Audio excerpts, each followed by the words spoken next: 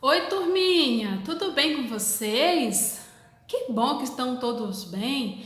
Bom, crianças, hoje a nossa tarefa de história vai estar lá na página 120, 121, 122, 123 e 125 para finalizarmos a nossa aula de história deste bimestre. Então vamos lá.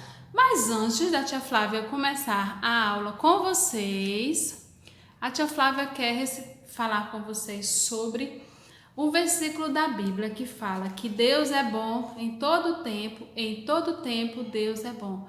Tudo que vem do Senhor é bom, perfeito e agradável. Certo, meus amores? Então, vamos lá para a nossa aula de hoje. Lembrando, a tia Flávia está explicando o conteúdo, vocês vão responder e mandar fotos no PV dela. A tia Flávia não vai fazer vídeo de correção, vocês vão mandar, a tia Flávia vai olhar e vai dar um retorno para vocês depois. Se tiver faltando alguma letrinha, algum acento ou se tem alguma questão errada, tá bom? Então vamos lá. Entendendo o tempo histórico. Tá lá na página 120, tá? Vamos lá. Leia o relato abaixo para saber como era a Moca, um bairro da cidade de São Paulo por volta de 1950. Olha só o ano, 1950, muito tempo atrás, certo? Eu vou te falar, vai fazer a leitura do texto e vai explicar a atividade para vocês. Vamos lá. A Moca da minha infância.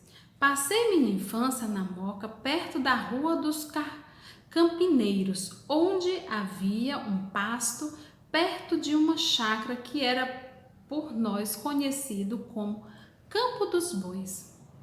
Se não me falhe a memória, ficava na Rua Itaqueri.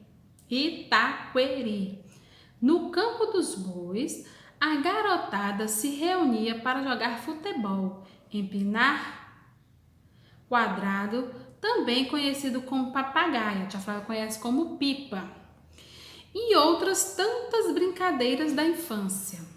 Na Rua da Moca, perto de onde eu morava, algumas vezes aparecia um parquinho de diversões com roda gigante, carrossel, tiro ao alvo e algodão doce. Era a festa da criançada, pois o parquinho significava mais um lugar para se divertir. Algum tempo depois, acho que no mesmo terreno onde eram montados os parquinhos, foi construído um cinema que viria dar vida nova e movimento àquela parte da Moca. O Cine Imperial, esse é o nome do cinema. Em uma matinê, em quantas matinês de domingo viajei na sela de um cavalo ao lado do mocinho, combatendo os bandidos, ou dependurado num cipó ao lado de Tarzan e Chita, voando de galho em galho. Vocês prestaram atenção? Ele fez um relato de um terreno que na época veio um parque e depois o parque deu lugar para um cinema. Quando ele fala aqui, ó, viajei na sela de um cavalo, quando ele via os filmes, ele viajava achando que era um dos personagens que fazia parte daquele filme. Esse texto da Moca Minha Infância, de Alfredo Eucler, está disponível lá no portaldamoca.com.br. Eu me lembro acesso em 9 de novembro de 2015, foi um texto adaptado. Olha só que como era antigamente, ó, vista do bairro da Moca em São Paulo no ano de 1958. Ele fala que foi por volta. Quando fala por volta é aproximadamente. Já essa foto aqui foi de 1958. Agora aqui. Você se lembra de acontecimentos da sua vida? Provavelmente sim, né, crianças? É comum recordar fatos de nossa vida, principalmente os que foram importantes para nós. As pessoas mais velhas têm muitas memórias porque viveram mais tempo. Elas podem se lembrar de acontecimentos e lugares dos dias atuais e do passado. Isso acontece muito quando nossos avós contam a história da nossa cidade, como que era antes, como que está agora, os acontecimentos do passado. Vamos lá. Quando alguém conta suas memórias, está fazendo um relato. Os relatos são importantes para conhecer a história de um lugar, porque a tia Flávia acabou de falar para vocês. Muitas pessoas que estão já de idade têm muitas coisas para contar, muitas histórias e relatos importantes de fatos que aconteceram no passado e que elas lembram até hoje. Agora nós vamos para a nossa atividade. Número 1. O que podemos conhecer quando lemos esse relato? O que podemos conhecer quando lemos esse relato? Ele fala sobre o quê? A tia Flávia fez a leitura e vocês vão responder aqui. Quem é o autor deste relato? Lembra que a tia Flávia acabou de ler para vocês aqui no final do texto? Quem escreveu esse relato? O nome da pessoa? Então vocês vão colocar aqui. 3. O que o autor quis dizer em se não me falha a memória, ficava na rua Itaqueri.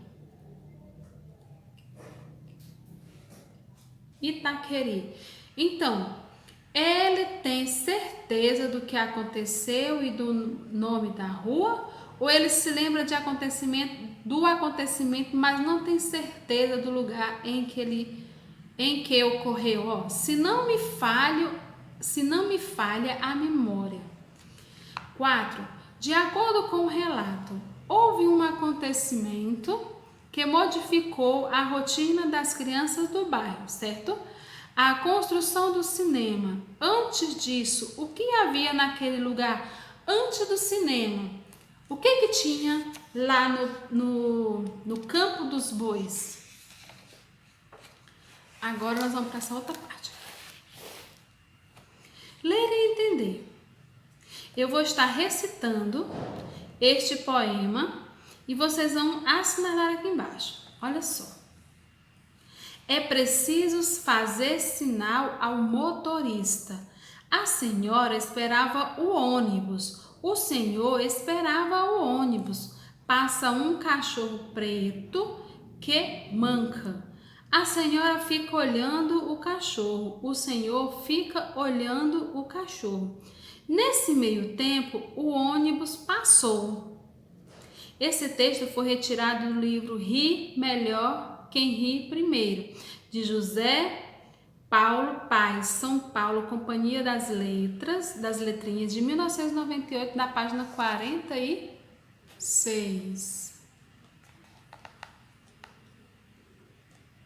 Ok, meus amores?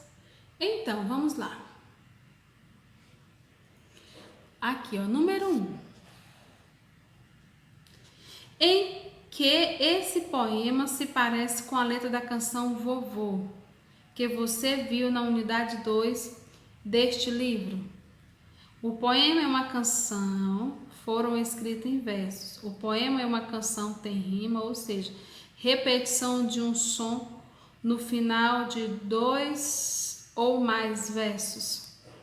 Eles vão marcar um X. Agora nós vamos para a página 123, que é a nossa penúltima atividade. Vamos lá? Olha só. 2. Os personagens do poema perderam o ônibus porque estavam distraídos, tristes ou atentos. Os dois estavam no ponto de ônibus, uma senhora e um senhor, mas eles perderam o ônibus. Por quê? Justifique sua resposta. Vamos agora para a questão número 3. Em sua opinião, o que você acha, o que você pensa?